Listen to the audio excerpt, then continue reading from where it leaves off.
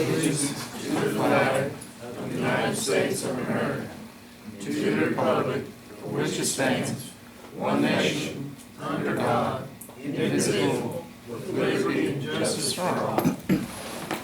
Thank you. We call the meeting to order.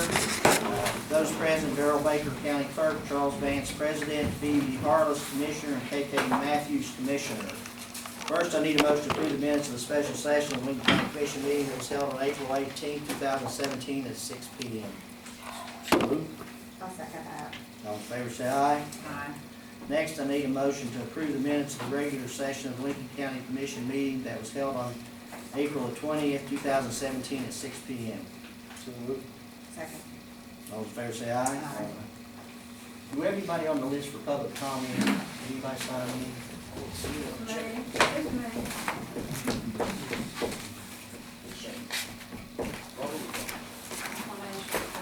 All right, Mr. Thomas. I wanted to ask you, tell me about the water now. About the water down in Woodland River. Remember, it's supposed to start in March, then it's supposed to start in May, and did y'all get that fund from the HUD? Have we received anything? No. I haven't heard anything. I since thought then. somebody was gonna hand deliver it somewhere. They did hand deliver it to them in DC, but we haven't got the response back. Well, what about all that was in the paper? Did y'all read all that was in the paper? Concerning, About my Lower Mud River water? yeah, the only thing I know, we're seeking to have the particular ruling that the EPA, or the people in Philadelphia had put on the project, to seek a waiver for that.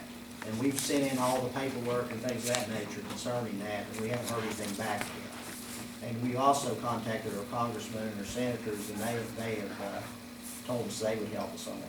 I think they don't think it's a letter. You know, the last time I haven't been there for 2 or 3 meetings on county sickness, but you know, that was the same old thing when I was over here before, the very same thing y'all said. Somebody needs to find out something. Well, I mean, we have done everything on our end, Barbara, because we have to get that waiver to go ahead and start the project. And Rick Roberts sent us letters on it. We sent his letters in. We sent letters from ourselves to the senators and the congressmen. And they have sent letters to support the waiver on the project too, on the requirement too. Well, what was that was in this Tuesday's paper all about the water down the Lower Mud River? I don't know, Sean, what is your reference? I don't know. I didn't write a Lower Mud story, Barb, this week. I don't think.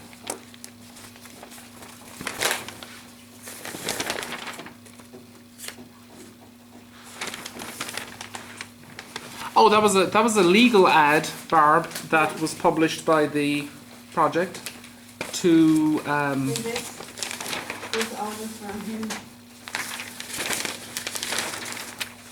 That was an ad from the Public Service Commission of West Virginia for the Public Service District to proceed with the project. I mean, it was just one of the. They have to do this. They have to put these ads. They have to put these in here as part of the requirement to get the monies and things and to start the project, and that's why that's there. Well, that's about the closest we've ever come right there, but I thought it sounded good, so I thought I'd come and find out, but all our. Everything, we have all the monies for this project. And what we're waiting for now is that, I think you were here when they were talking about the new requirement that HUD had decided from the environmental standpoint, because they had 5 crossings or something of that nature. And since then, we have sent in letters requesting that they waive that on this project so we can go ahead with this. And I think this is a good, they must feel pretty good about it if they went ahead and done this, because this is a requirement they would have to do along the line anyway. But see, somebody said once you had to get pay the meter fee, it'd take probably 4 months to do that. Quick as we get the waiver, they're going to go ahead with it. I know that. I mean, the only thing we could have been working on it right now if we hadn't had the ruling from the HUD in Philadelphia. And we've sent a whole bunch of stuff to them requesting, and so like I said, the senators and Congressman Jenkins have requesting that they waive this in this case so we can go and get this project started. And, that's all legally we can do, but now, I don't care a bit to have Mary call Rick Roberts and talk to him and see if he's heard anything that we haven't. But as far as I know, we haven't heard anything different since we sent those in. I can call him now, I'll call you and let you know. Call HUD and something, find out about it, see if they're going to do what they're going to do. If we need water, I mean, Clifford's getting too old to get this water up in the steps. And we're both sick now, and we just, I mean, we have to ration our water now, because it's too hard. But Mary will check with them, and I'll have her haul at Region 2 also, and talk to them, the people who administrate the grant, and see where if they've heard anything. Because it's getting bad for us, you know? And this is taking too long. Y'all know that. Oh, yeah.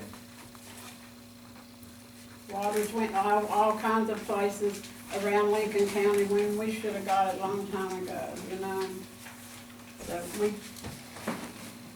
I'll call them. I'm gonna call them. That'd be I'll good. call HUD. I'm gonna call the whole bunch of, I did do it one time. I can call them again. That'll be fine, I have no problem with that. But you know what? Manson would not do nothing, Ray Hall would not do nothing, Evans wouldn't do nothing, none of them, Capito. I fixed packages this thick, cost me $15 to send them with all this stuff. And they send it over to wherever to that water company, they don't do a thing. Probably throw it in the trash. Thanks a lot. We have no one else on public comment. We'll go to discussion of concern possible action. I happened to talk with former Senator Kirkendall the other day, and he talked to me about some of the advantages that you guys have brought to Logan County. Or some of the, with those things there and things. So, but I'll let you, Mr. Messer, you want to go ahead and talk to the commission? Yes, sir. Thank you very much. The reason I wanted to come down is we want to introduce our company. We work in commercial insurance, agency out of Charleston. And Randy here works with the insurance systems. And we wanted to come down and introduce our company. We're very much interested in taking, maybe giving you a proposal if you're interested in your property casualty and your workers' comp. And some of the issues, some of the stuff on your comp I've had a chance to look at in regards to what's going on. There's some room for improvement there in your comp. And your mod is like 1.5, 1.5. That's costing you about better than half of your premium right now. If you get your losses down, I think you can save quite a bit of money on your workers' comp. These two guys here work with the same company, and I know Randy, he's from down here, so I didn't know if you guys would be interested in having a proposal from us. Brent is going to tell you a little bit about the program that we have available. And Randy can tell you what he's been involved with here, because I think he's been talking to Mary. And I want to call Mary. Okay, so I'm going to turn it over to Randy and these two guys, let them tell you a little bit about the program.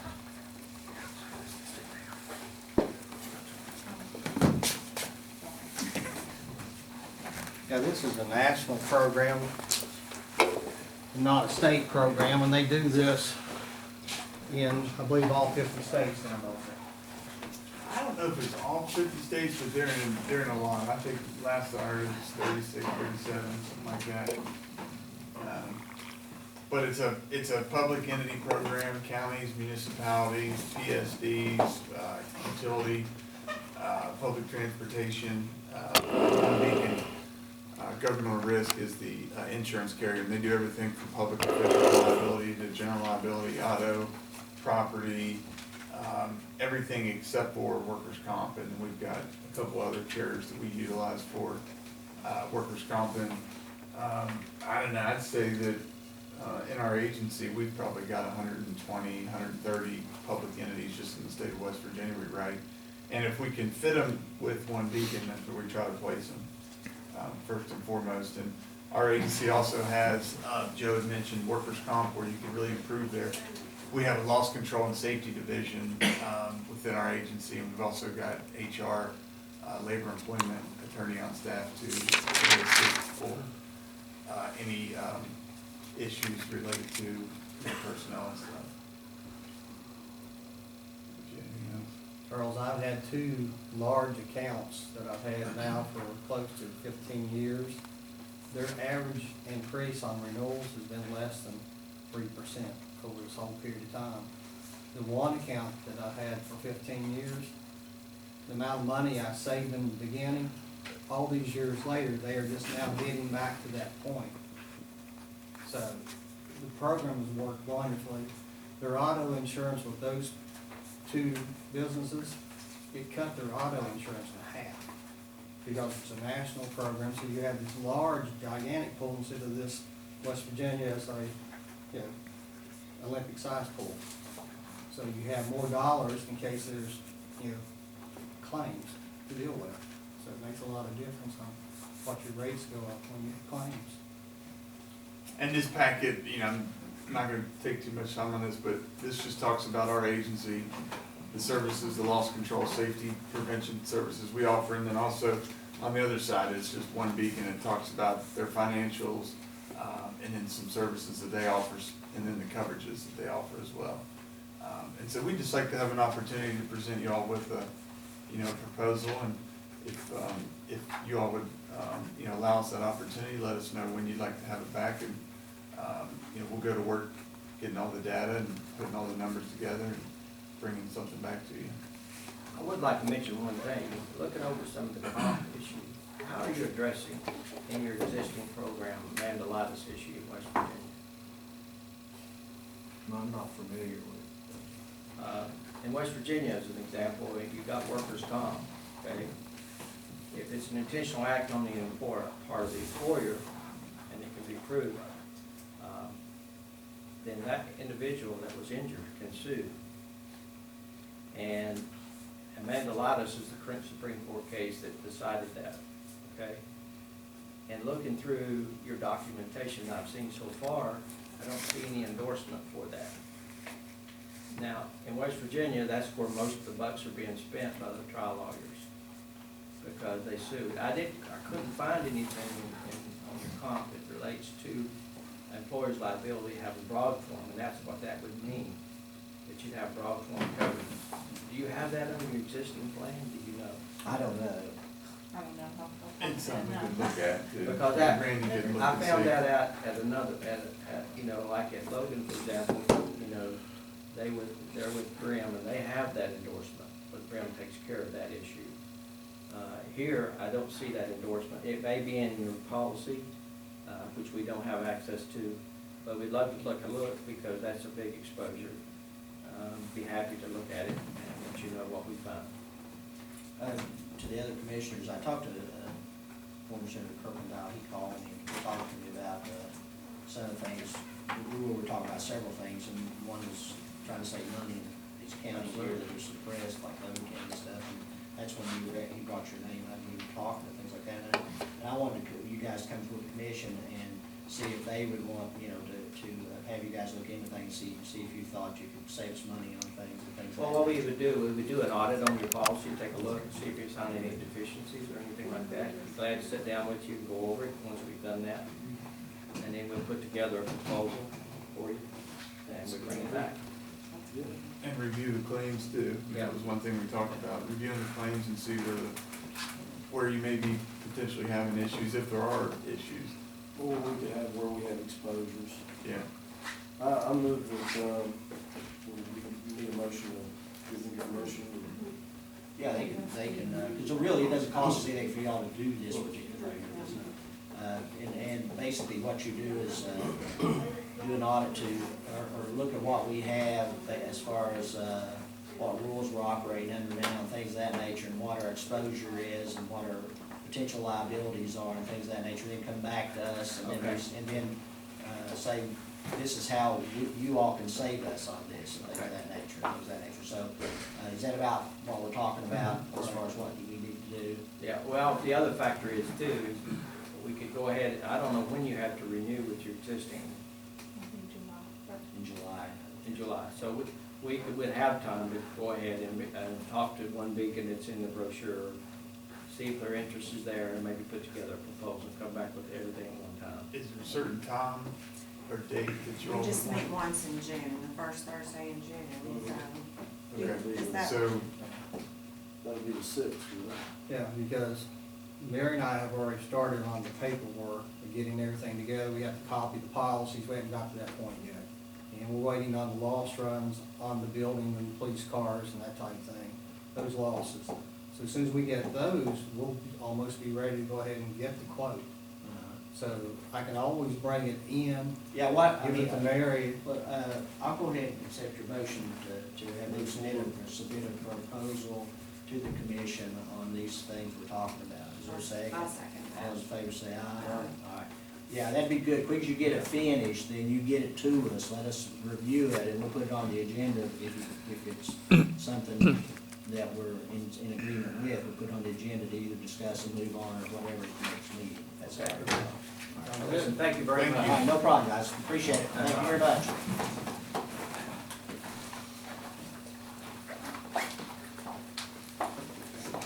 Next on the agenda is Gary Linville, Sheriff's overtime request for 5 hours for the month of May, and Commission, he did submit it in writing as the Commission asked him to, so I'll ask for a motion to approve his request for overtime. Is there a second? I'll second that. All in favor say aye.